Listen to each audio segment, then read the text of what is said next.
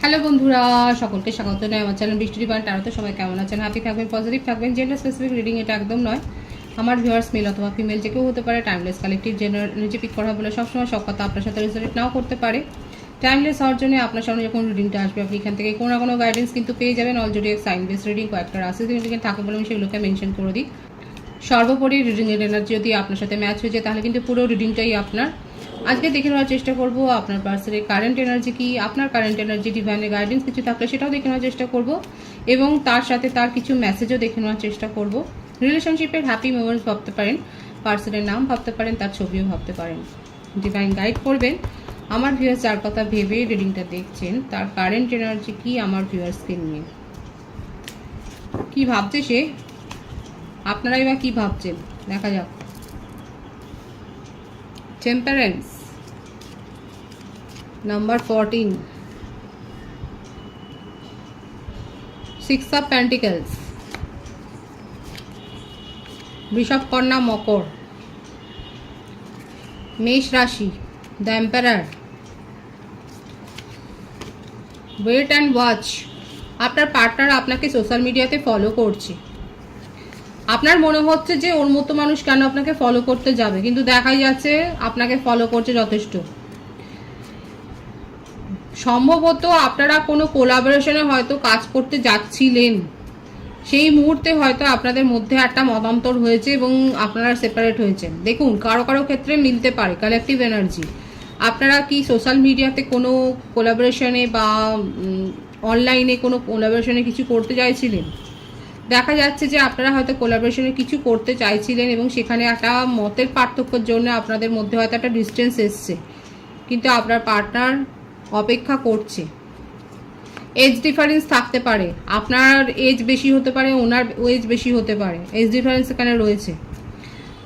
উনি একটা balance create করতে চাইছেন, ব্যালেন্সেরই এখানে দুটো কার্ড এসছে। মানে আপনাদের সম্পর্কটার মধ্যে ভারসাম্যের অভাব তো ছিলই, একজনের এফোর্ট অনেক বেশি আর একজনের এফোর্ট খুব কম। এবার আপনারাই বলুন কে এফোর্টটা বেশি দিয়েছে। আপনার পার্টনারের যথেষ্ট হুঙ্কার আছে, উনি যেগুলো শো করেন সবটাই যে শো মানে তার মনের কথা সেটা কিন্তু নয়, তার মন এবং মুখের কথা কিন্তু আলাদা। মানি মাইন্ডেড পারসন, মেটেরিয়ালিস্টিক, প্রত্যেকটা রাশি এখানে এসে গেছে বলে আর আলাদা করে রাশি মেনশন করবো না। Wheel of fortune, money minded, money money money, আপনার সপনা মানি মানি, নিজের কেরিয়ার, নিজের সাকসেস, নিজের সোশ্যাল স্ট্যাটাস এইগুলো খুব ম্যাটার করে তার কাছে। ব্লু ব্লাড নাকি, যথেষ্ট তার স্ট্যাটাস হাই। জাস্টিস, এখানে না এটাই বারবার এটা আসছে, তিনখানা কার্ডে এটা শো হচ্ছে যে আপনাদের সম্পর্কে তালমেলের অভাব।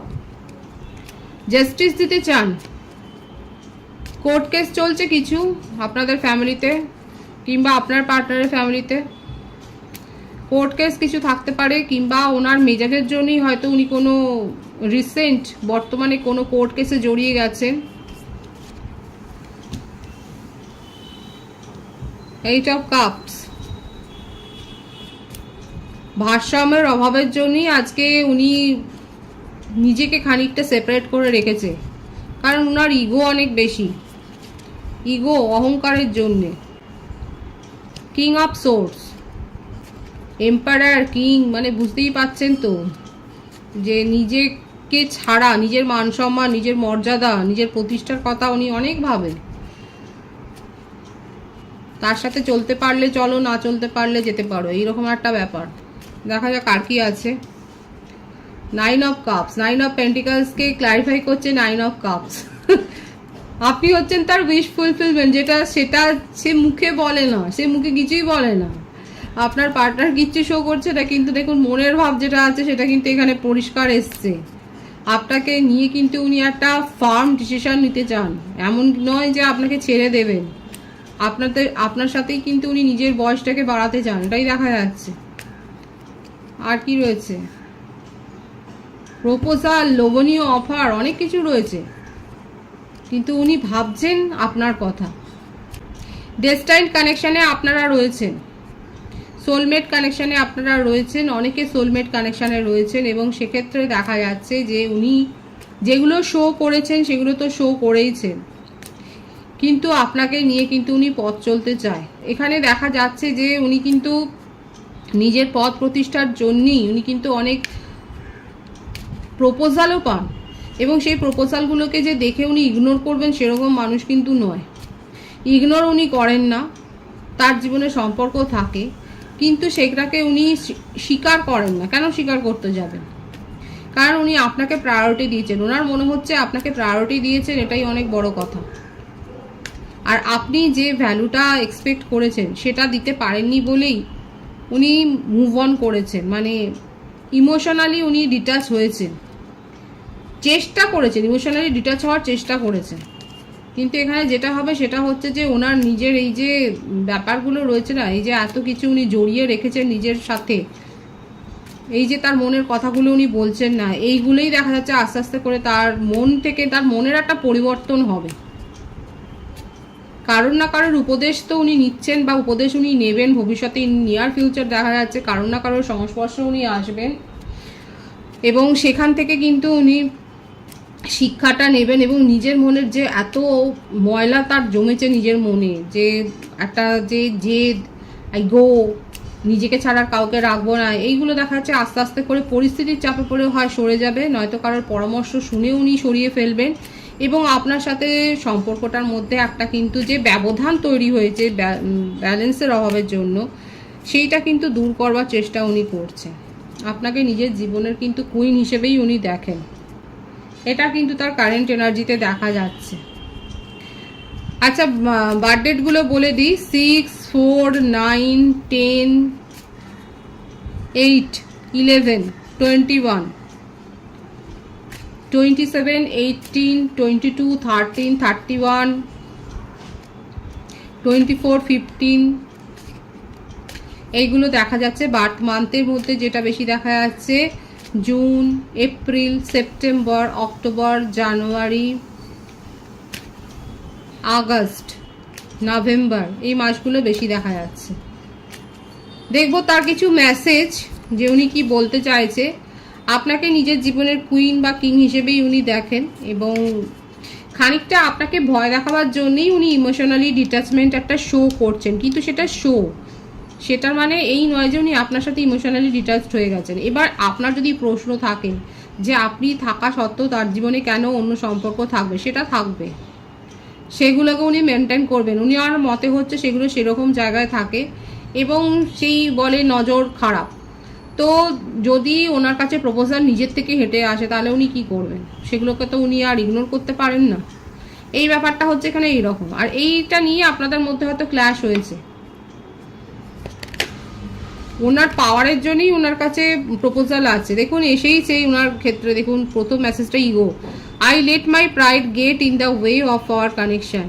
উনি কিন্তু নিজের ইগোটাকে লেট গো করতে চাইছেন, অন্তত এই কম্প্রোমাইজের জায়গায় উনি এসছেন যে উনি নিজের ইগোকে লেট গো করতে চাইছেন। আর কি রয়েছে, থার্ড পার্টি সিচুয়েশন রয়েছে, উনি সেটাও কিন্তু স্বীকার করছেন। দেখুন এই ব্যাপারটা কিন্তু এসছে। ওনার বক্তব্য হচ্ছে যে ওনার কাছে যদি হেঁটে হেঁটে কোনো প্রপোজাল আসে তাহলে কি উনি সেটাকে ইগনোর করবেন? Runner, I don't want to run any more. উনি আপনাকে ছেড়ে আর যেতে চান না, সেটাই কিন্তু দেখা যাচ্ছে। আর কি রয়েছে দেখা যাক। ধোকা তো দিয়েছেন। I know my inability to make a decision hurts you. উনি যে সিদ্ধান্ত নিতে পারেননি বলেই যে আজকে আপনাদের সম্পর্কের মধ্যে এরকম একটা পরিণতি এসছে, সম্পর্কটা যে খারাপ হয়েছে সেটা উনি স্বীকার করছে। এটা কিন্তু দেখা যাচ্ছে যে ধোকা দিয়ে যে উনি দিয়েছেন সেটা কিন্তু উনি স্বীকার করছেন। আর কি আছে তার মেসেজে দেখা যাক। রিভিল, ওনার জীবনে কি কি চলছে, ওনার পাস্ট কানেকশন কি আছে, সবটা না বললেও কিছুটা হয়তো বলতে চান, কারণ বলছে দেখুন, I want to tell you the truth, I am afraid it's too late to take action. কারণ ওনার মনে হচ্ছে যে অনেক সময় চলে গেছে অ্যাকশান নেওয়ার ক্ষেত্রে, উনি অ্যাকশান নিতে পারেননি সঠিক সময়ে, এই ব্যাপারটা এসছে দেখেছেন। আর কি আছে তার মেসেজ। সেলফ লাভ, নিজের ক্ষতটা রিপেয়ার করতে চাইছেন উনি, নিজেকে হিল করতে চাইছেন। Gossip, I am afraid of what other people will think. এবং উনি এটাই ভাবছেন। এবং দেখুন এটাও এসছে তার মেসেজে, damage, we are both hurting from this. আপনারা দুজনেই যে এর ফলে যথেষ্ট হার্ট হয়েছেন সেটা কিন্তু উনি স্বীকার করছেন। একটা লোক লজ্জার ভয় রয়েছে। আমি তো প্রথমেই বলেছি উনি নিজের মান সম্মান সামাজিক মর্যাদা নিয়ে খুব ভাবেন। উনি এটা ভাবছেন যে যেটাই হয়ে থাক না কেন তাকে নিয়ে যদি কেউ গসিপ করে তাহলে কিন্তু খুব সমস্যা। এখন দেখুন, উনি যদি ম্যারিড পার্সন হন, সেক্ষেত্রে যদি তার একটা যদি কোর্ট কেস চলে, সেক্ষেত্রে একটা গসিপ তার কেস কিন্তু দুর্বল করে দেবে, এটাও একটা ব্যাপার। এবং সেই জন্যে উনি খুব সাবধানে হয়তো আপনার সাথে সম্পর্ক রাখেন, এবং উনি হয়তো আপনাকে প্রায়োরিটি দিতে পারেন না, উনি হয়তো সেই রকমভাবে আপনাকে সাপোর্ট করতে পারেন না, শুধুমাত্র এই কারণে যে যদি গসিপ হয়, যদি সেখানে তার চরিত্রে সব লোক সমক্ষে একটা দাগ পড়ে। কিন্তু তার মানে এই নয় যে উনি কোনো রিলেশনশিপ এনজয় করেন না, অবশ্যই করেন, কারণ তার কথা হচ্ছে এটা নিজের থেকে যদি কোনো প্রপোজাল আসে সেটাকে উনি দূরে সরিয়ে দেবেন। এইটা নিয়ে আপনাদের মধ্যে সমস্যা তৈরি হয়েছে, কিন্তু সমস্যা যতই তৈরি হোক না কেন উনি কিন্তু আপনাকে ভ্যালু করতে চাইছেন, আপনাকে প্রায়োরিটি দিতে চাইছেন, আপনার সাথে একটা সম্পর্কটাকে নিয়ে কিন্তু এগিয়েই যেতে চান, সেটাই কিন্তু তার এসছে, তার ব্যাপারে কিন্তু তার রিডিংয়ে এটাই এসছে যে উনি কিন্তু আপনাকে নিয়েই এগিয়ে যেতে চান। না, আপনার কি উচিত এরকম একটা সম্পর্কে থাকা? আপনি তার উইশ ফুলফিলমেন্ট সেটাও দেখা যাচ্ছে। আপনার কি উচিত হবে? আপনি কোন সেটাই বলুন যে আপনার কি উচিত হবে এরকম, বুঝতেই যখন পারছেন যে তার মনোভাবটা এরকম, তাহলে আপনার কি উচিত হবে এরকম একটা সম্পর্কে থাকা? সেটা পরে দেখবো, এখন আপনার কারেন্ট এনার্জিটা দেখবো। 10 of pentacles, 4 of pentacles, king of wands. এখন আমার ভিউয়ার্সরা খুব প্র্যাকটিক্যাল হয়ে গেছে। এখন আপনি ওনার যদি থাকে এরকম মানি মেকিংয়ের দিকে নজর, উনি যদি এখন নিজের কেরিয়ার ফাউন্ড করতে চান, আপনারও দেখা যাচ্ছে আপনিও নিজের কেরিয়ারের ওপর ফোকাসড হয়েছেন। আপনার জেলাসি ছিল, তাকে আঁকড়া ধরার একটা প্রবণতা ছিল, এখন আপনি সেগুলো ত্যাগ করেছেন, আপনি সেখান থেকে বেরিয়ে এসছেন, কারণ আপনি সত্যিটা বুঝে গেছেন। কালেকটিভ এনার্জিতে দেখা যাচ্ছে আপনারা সত্যিটা বুঝে গেছেন, আপনিও হিলিং সেশন নিয়েছেন, আপনি আর এফোর্ট দিতে চান না, আপনার মনে হচ্ছে আপনি যথেষ্ট এফোর্ট দিয়ে শুধুমাত্র এখান থেকে আপনি শুধু নেগেটিভিটি পেয়েছেন, নেগেটিভিটি গেইন করেছেন, এই জন্যে আপনি আর এফোর্টটা দিতে চাইছেন না আপনার তরফ থেকে, এবং আপনি নিজের ওপর এখন ফোকাসড হয়েছেন। এখানে শুধু আপনি যন্ত্রণাই পেয়েছেন, মানসিক যন্ত্রণা পেয়েছেন, আপনার চিন্তাভাবনা কোথাও না কোথাও আটকে গেছে, আপনি তার কন্ট্রোলে চলে গিয়েছিলেন।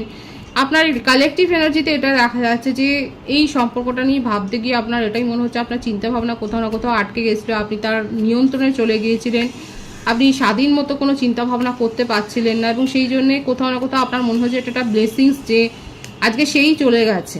কিন্তু দেখুন, আপনার পার্টনারের ক্ষেত্রে কিন্তু উল্টো অবস্থা। যদি আপনারা ভাবেন আমার ভিউয়ার্সরা যে উনি চলে গেছেন আর ফিরবেন না, সেটা কিন্তু নয়। আপনি যখন তাকে চেস করছেন না, উনি কিন্তু নিজেই আসছে।